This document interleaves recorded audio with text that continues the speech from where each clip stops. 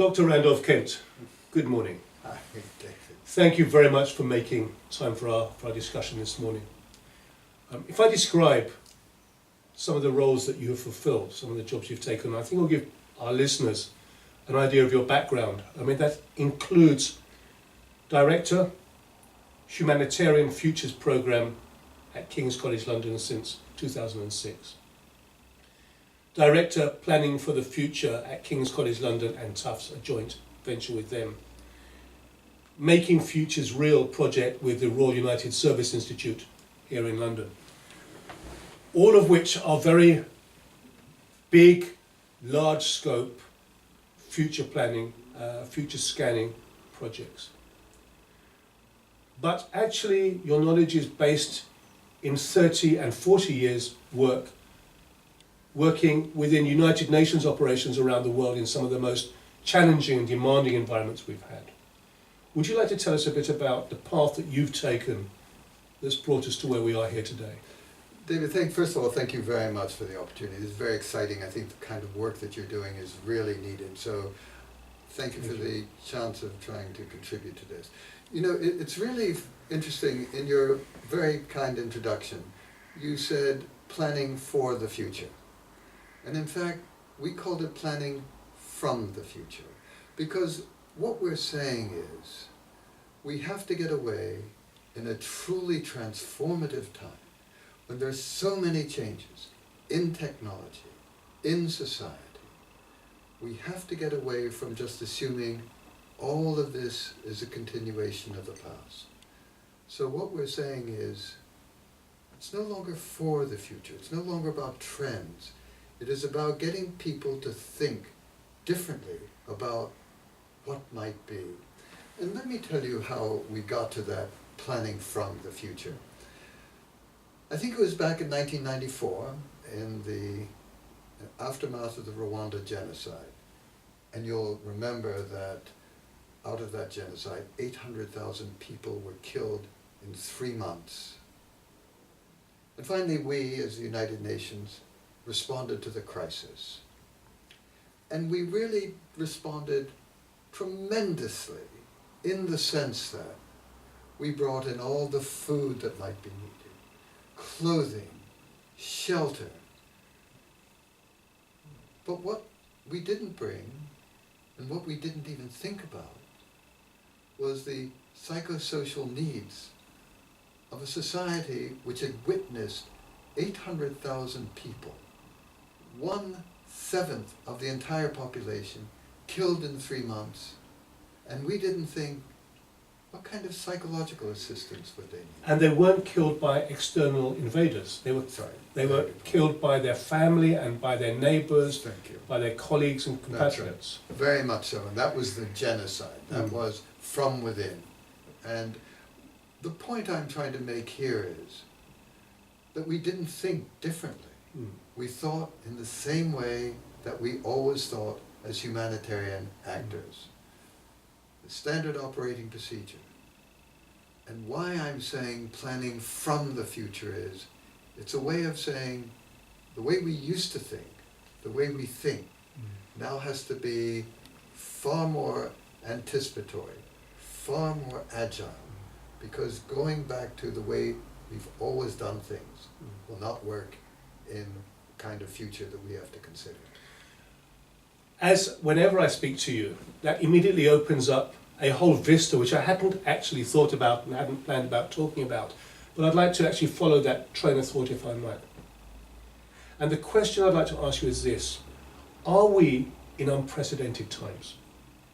Are we in a state of flux from the known to the unknown, from the established to the chaotic, which has never happened before because of it's including issues about technology, including issues about climate change, including about infrastructural dependencies, etc., etc.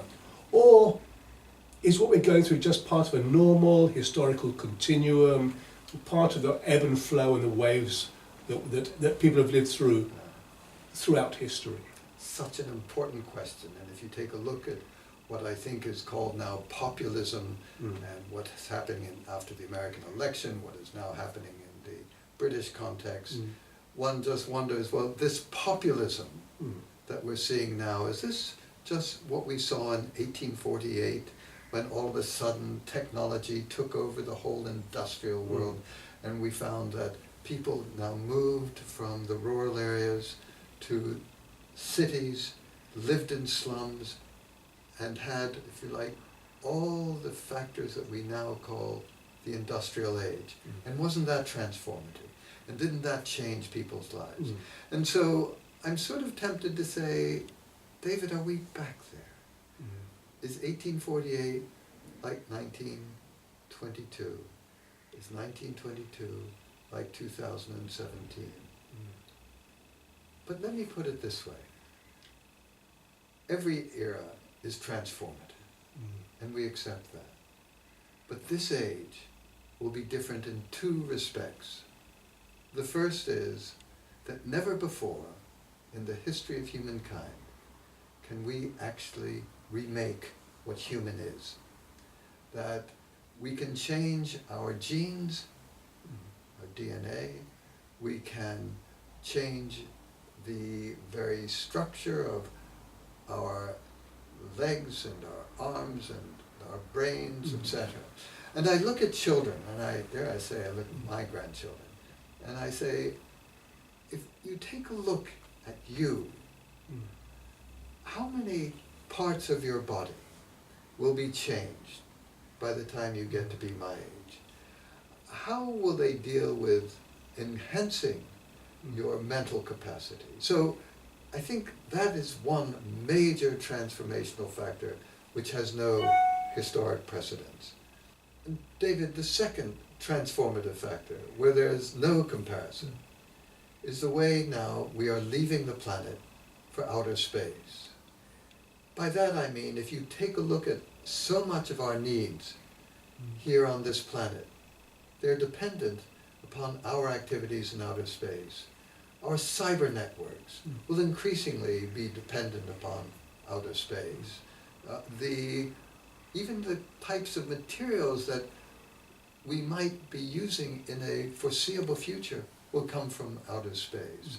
So I think one of the transformative factors for which there are no parallels is the way, in short, that we're leaving the planet. To go back to a point you made about what we are as humans within our body, to go back to a previous example of that, GM crops, genetically modified crops, the question I'd like to ask you is, do we know enough about the changes we are making to be able to map the consequences? Or are we leaving ourselves open to the impact of massively harmful, detrimental, unintended consequences that will cascade from the decisions we're making? This is a fundamental point, and if I may just say, this is one of the things that drives me and concerns me in my own work now and actually over the past decade. But let me, if you like, take your question from three different points.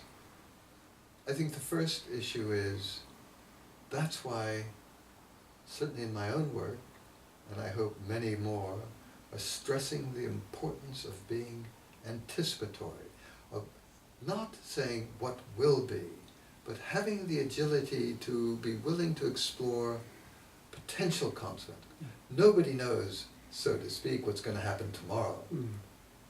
But what everyone has to do, and particularly those in decision-making and strategic planning authority, have to at least be sensitive to different ways of looking at things, looking at innovation and seeking innovation in a different kind of way, looking at collaboration ways that go well beyond the conventional bounds of institutions, being far more anticipatory and agile so that you can say, I'm not stuck in what I assume will be, but I'm constantly looking and exploring for what might be. So that's the first thing. I think the second issue is this whole question of, there is now increasingly a need to change the whole structure of international institutions. That essentially we have institutions that are, and certainly in terms of the United Nations, focused on government, do not bring in, for example, the private sector and non-state actors as actually part of arrangements and agreements which the United Nations and its members accept. We need to use these institutions to be far more agile and anticipatory, indicating the what might be's. And to that extent, changing the nature of international institutions to make them more agile. So I think that is the second thing that one really does need to look at.